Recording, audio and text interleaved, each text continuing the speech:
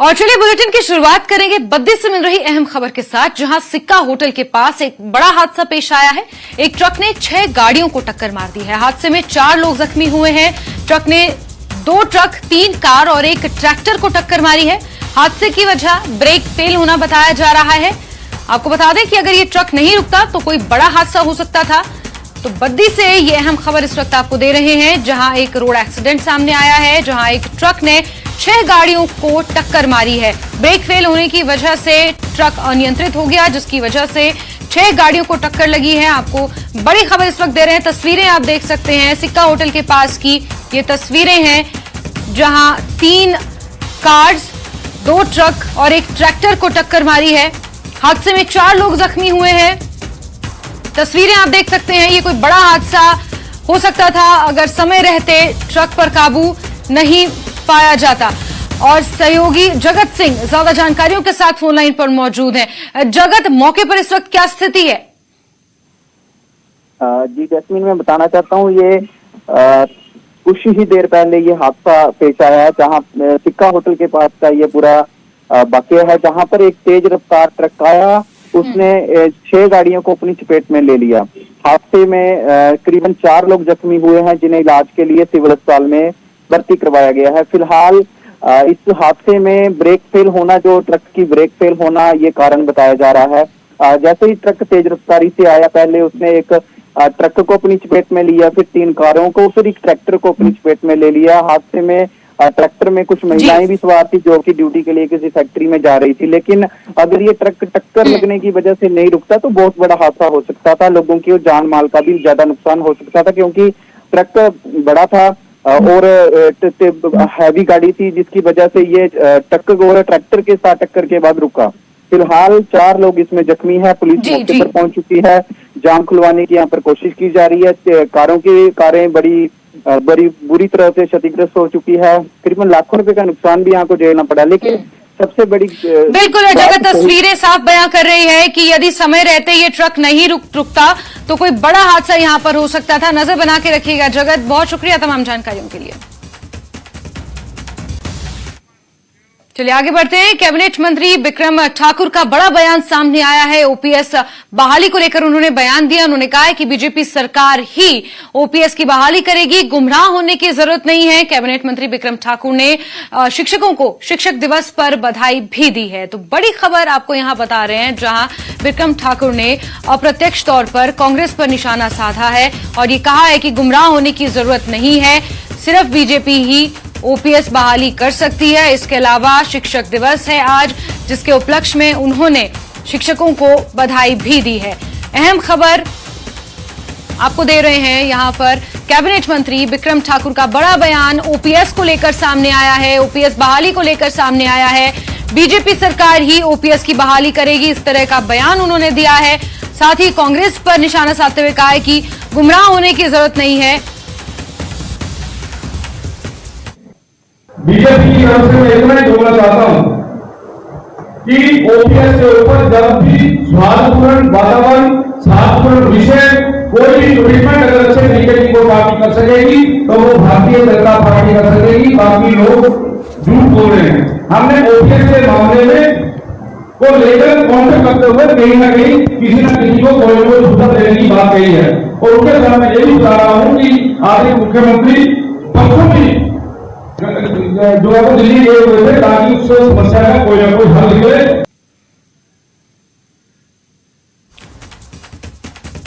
और हमारे सहयोगी रणबीर सीधे हमसे जुड़ चुके हैं इसी खबर पर।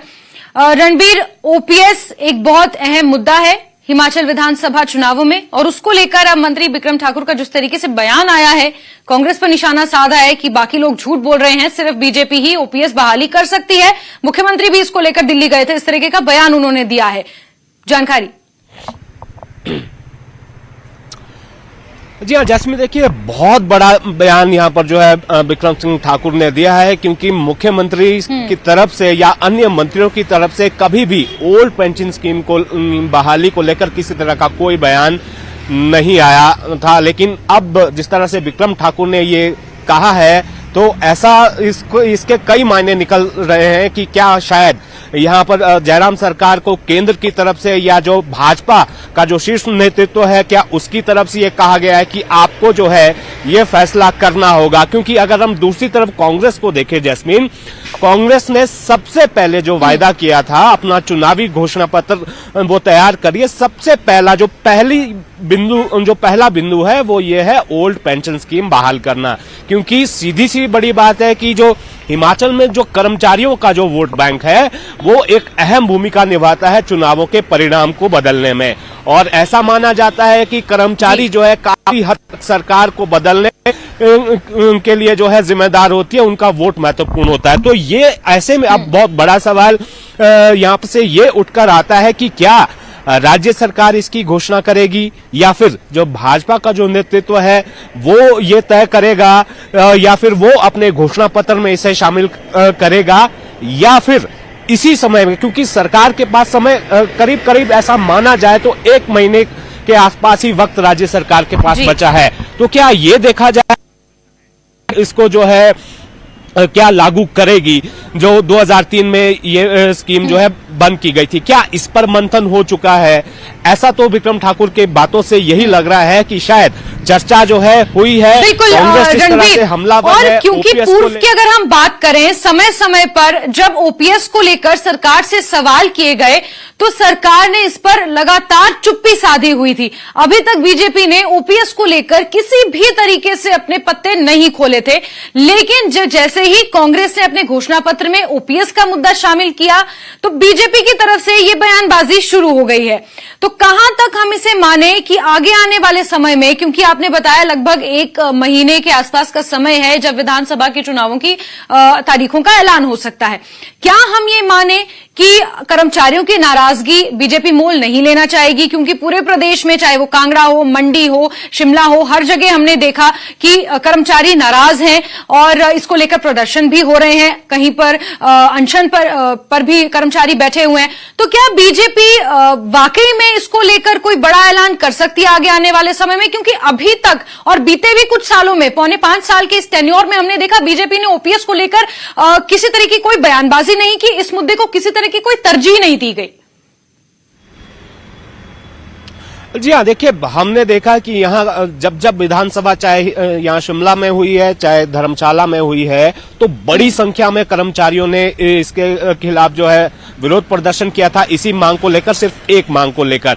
और यही वो मुद्दा बना था जब विधानसभा में जो कर्मचारी थे उन पर जो है हल्का बल प्रयोग भी पुलिस ने किया था। उसके बाद से लगातार नाराजगी है, और ये भी आपको बता दें कि क्रमिक अनशन पर भी जो है वो कर्मचारी बैठे हैं। केवल एक ही मांग है कि ओल्ड पेंशन स्कीम जो है बहाल की जाए।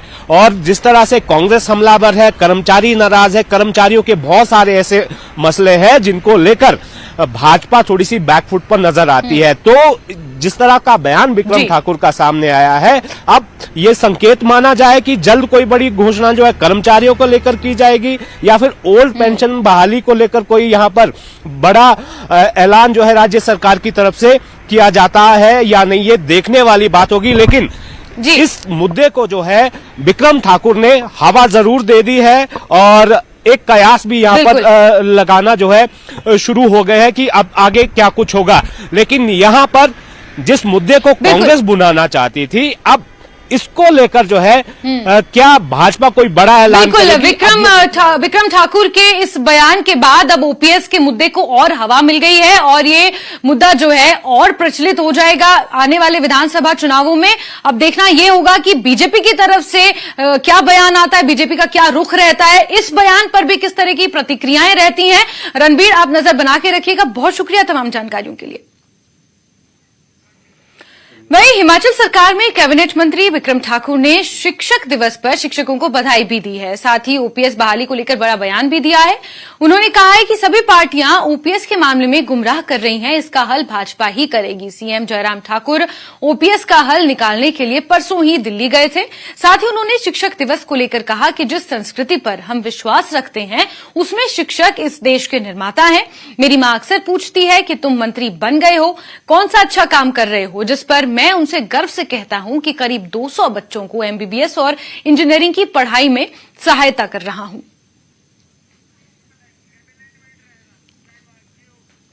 चलिए आगे बढ़ेंगे, जहां जयराम कैबिनेट की अहम बैठक आज होने वाली है। सीएम की घोषणाओं पर इसमें मोहर लग सकती है। सीएम जयराम ठाकुर इस बैठक में मौजूद रहेंगे। राज्य सचिवालय में यह अहम बैठक होगी। नौकरियों का इसमें पिटारा खुल सकता है। कई और अहम फैसलों को हरी झंडी इस बैठक में मिल सकती है। अहम खबर, राज्य सचिवालय में एक बार फिर आज कैबिनेट की बैठक होने जा रही है। कई घोषणाओं पर मोहर लगेगी, नौकरियों का पिटारा खुल सकता है और कई ऐसी परियोजनाएं हैं, कई ऐसी योजनाएं हैं जिनको हरी झंडी इस बैठक में मिल सकती है। सहयोगी रणबीर लगातार हमारे साथ जुड़े हुए हैं। रणबीर, बैठक को लेकर अपडेट। जी हाँ, पहली बड़ी अपडेट ये है कि जो पहले कैबिनेट बैठक तय हुई थी वो दोपहर बाद 3 बजे तय की गई थी, लेकिन अभी थोड़ी देर पहले ये सूचना आई है कि समय में बदलाव किया गया है। 12 बजे का समय दिया गया था, तो अभी थोड़ी देर पहले राज्य सचिवालय में जब हमने जानकारी जुटाई तो कुछ एक मंत्री अभी आना बाकी है, तो थोड़ी ही देर में ये कैबिनेट बैठक यहाँ पर शुरू होगी। और ये हवाला दिया गया इस बारे में जो कैबिनेट मंत्री है सुरेश भारद्वाज, उनसे जब बात की गई तो उन्होंने कहा कि मुख्यमंत्री के कुछ कार्यक्रम निर्धारित हैं, तो व्यस्तता के चलते ये जो है थोड़ी पहले ये बैठक कैबिनेट की गई है। पहले 3 बजे का समय था। और ये भी जानकारी आई है कि आज जो राजभवन में कार्यक्रम शाम को 5 बजे होना है। जो शिक्षक दिवस पर जो राज्य स्तरीय शिक्षक सम्मान दिए जाने हैं वो भी 5 बजे कार्यक्रम होना है। तो अगर कैबिनेट बैठक 3 बजे शुरू होती है तो जाहिर सी बातें थोड़ी लंबी चलेगी, तो इसमें शायद वो समय पर जो है मुख्यमंत्री नहीं पहुंच पाएंगे, तो ये बदलाव किया गया। लेकिन अहम और बड़ी बात इसमें है, चुनावी वर्ष है, चुनाव बिल्कुल नजदीक है, तो इसको देखते हुए जो मुख्यमंत्री ने अपने दौरों के दौरान जो घोषणाएं की हैं उन पर जो है मंत्रिमंडल अपनी जो है मोहर लगाएगा। इसके अलावा बजट की कुछ ऐसी घोषणाएं हैं जो अंतिम बजट प्रस्तुत किया था मौजूदा सरकार ने, उसमें कुछ एक ऐसी घोषणाएं जो अभी धरातल पर नहीं उतरी है, उन पर भी जो है मोहर लगने की संभावना है। एक और ये भी जानकारी आई है कि जो एसएमसी टीचर्स हैं 2500 के आसपास उनकी संख्या है, उनकी जो लगातार कुछ एक मांगे हैं उन पर चर्चा होनी है। शायद उन्हें मेडिकल या कैजुअल लीव को लेकर जो है मंथन सरकार करेगी, क्या उन्हें दिया जा सकता है या नहीं दिया जा सकता है। इसके अलावा कुछ ऐसे मसले हैं, यानी कुल मिलाकर मुद्दे बहुत हैं जिन पर चर्चा होनी है। और अब से कुछ ही देर में ये बैठक शुरू हो जाएगी, जो कि 3 बजे के बाद होनी थी, अब वो कुछ ही देर में शुरू होने वाली है। नजर आप बना के रखिए रणवीर, दोबारा जुड़ेंगे, जानकारियां लेंगे। फिलहाल के लिए बहुत शुक्रिया। और चलिए ब्रेक के बाद खबरों को आगे बढ़ाते हैं। बात करेंगे दिल्ली से मिल रही अहम खबर की, जहां हिमाचल कांग्रेस का चुनावी मंथन जारी है। छत्तीसगढ़ सदन में कांग्रेस की बैठक शुरू हो गई है। 68 सीटों पर विस्तार से चर्चा की जाएगी। प्रदेश अध्यक्ष प्रतिभा सिंह समेत कई नेता इस बैठक में मौजूद हैं। तो अहम खबर आपको दे रहे हैं, जहां हिमाचल विधानसभा चुनावों को लेकर दिल्ली में मंथन जारी है। कांग्रेस प्रदेश अध्यक्ष प्रतिभा सिंह के साथ कई और ऐसे नेता इस बैठक में मौजूद हैं। सहयोगी रवि मिश्रा ज्यादा जानकारियों के साथ फोन लाइन पर जुड़े हुए हैं। बैठक शुरू हो चुकी है और छत्तीसगढ़ सदन में ये बैठक हो रही है, क्या कुछ जानकारियां मिल पाई हैं इस बैठक को लेकर? बिल्कुल, देखिए साफ तौर पर एक अहम बैठक आप कह सकते हैं कि हिमाचल के राजनीतिक दृष्टिकोण से देखें तो राजधानी दिल्ली में छत्तीसगढ़ सदन में एक अहम बैठक होते हुए नजर आ रही है। तमाम जो पीसीसी के जो तमाम जो सदस्य हैं वो इस बैठक में मौजूद हैं। खुद प्रदेश अध्यक्ष प्रतिभा सिंह यहाँ पर मौजूद हैं और तमाम अपने कांग्रेस के तमाम जो पदाधिकारी हैं उनसे यहाँ पर चर्चा चल रही है, विचार विमर्श चल रहा है। तमाम 68 सीटों पे विधानसभा चुनाव होने वाले हैं, उस पर किसको टिकट देनी है, कौन प्रबल दावेदार हैं, कौन मजबूत दावेदार हैं जिनकी ब्लॉक लेवल बूथ लेवल पर पकड़ है और जिनको टिकट देना कहीं ना कहीं कांग्रेस के लिए एक अच्छा कदम हो सकता है चुनाव के मद्देनजर। तमाम चीजों पे आज मंथन विचार विमर्श होते हुए नजर आ रहा है। आपको बता दूं कि इस बैठक में तमाम लोग मौजूद हैं। नेता प्रतिपक्ष मुकेश अग्निहोत्री की बात करें, सुखविंदर सिंह सुक्खू की बात करें, विप्लव ठाकुर, आशा कुमारी और ठाकुर कौल सिंह, कुलदीप राठौर, तमाम जो लोग हैं सदस्य हैं वो इस बैठक में अपनी भूमिका अदा कर रहे हैं। देखिए 68 विधानसभा सीटों पर इस साल के अंत में चुनाव होने वाले हैं और बात करें जो दावेदारों की, तो लगातार दावेदारों की जो लिस्ट है, लंबी फेहरिस्त है, वो जो कांग्रेस के पास आ रहे हैं। तमाम लोग चुनाव लड़ना चाहते हैं। ऐसे में कौन से वो प्रबल दावेदार है जिनको विधानसभा सीट की टिकट दी जाए, चुनाव में उनसे चुनाव लड़वाया जाए जो कि कांग्रेस को आगे विजयी बना सके, उसको लेकर ये विचार विमर्श चिंतन मंथन आज होते हुए नजर आ रहा है। देखना ये होगा कि इस बैठक के बाद बिल्कुल रवि, लगातार कांग्रेस चुनावी तैयारियों को लेकर आगे नजर आ रही है, पूरे तरीके से चुनावी मोड में कांग्रेस नजर आ रही है और उसी क्रम में आज दिल्ली में भी ये अहम बैठक, ये चर्चा हो रही है। रवि, नजर बना के रखिए, बहुत शुक्रिया तमाम जानकारियों के लिए। आगे बढ़ेंगे। केंद्रीय सूचना प्रसारण मंत्री अनुराग सिंह ठाकुर एक दिवसीय दौरे पर हमीरपुर आने वाले हैं। वो नादौन में आजादी के अमृत महोत्सव में शिरकत करेंगे।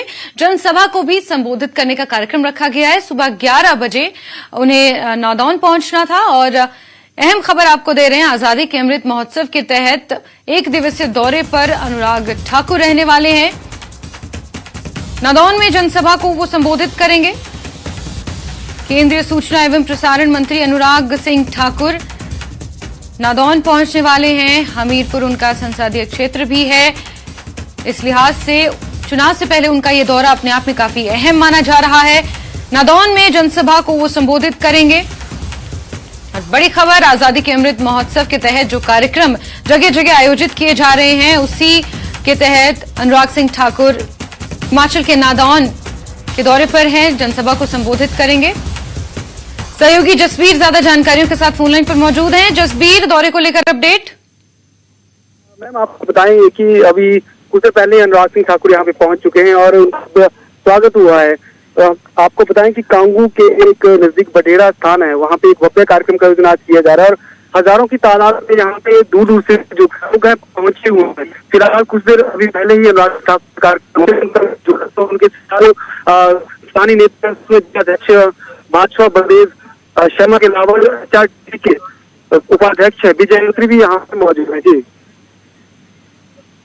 जी ठीक है जसबीर, दौरे पर नजर आप बना के रखिए। तमाम जानकारियों के लिए बहुत शुक्रिया। वहीं शिमला से बड़ी खबर, जहां कांग्रेस की भारत जोड़ो यात्रा की बुकलेट लॉन्च की गई है। एआईसीसी प्रवक्ता मोहन प्रकाश ने ये बुकलेट लॉन्च की है। 7 सितंबर से कश्मीर से कन्याकुमारी तक यात्रा होगी। कांग्रेस देश को जोड़ेगी, ऐसा मोहन प्रकाश ने कहा है। देश में महंगाई के नाम पर लूट मची हुई है, इस तरीके का बयान उन्होंने दिया है। केंद्र सरकार किसी तरीके का कोई इसको लेकर जवाब नहीं दे रही है, ये बयान सामने आया है। तो अहम खबर आपको दे रहे हैं, जहां कांग्रेस की भारत जोड़ो यात्रा की बुकलेट लॉन्च की गई है। एआईसीसी प्रवक्ता मोहन प्रकाश ने इसे लॉन्च किया है। 7 सितंबर से कश्मीर से कन्याकुमारी तक यात्रा कांग्रेस करेगी भारत जोड़ो अभियान के तहत। एआईसीसी के प्रवक्ता हैं मोहन प्रकाश, उन्होंने ये बात कही है। साथ ही केंद्र सरकार पर निशाना भी साधा है। महंगाई को लेकर उन्होंने केंद्र सरकार को घेरने की कोशिश की है। साथ ही ये कहा है कि केंद्र सरकार कोई जवाब नहीं दे रही है।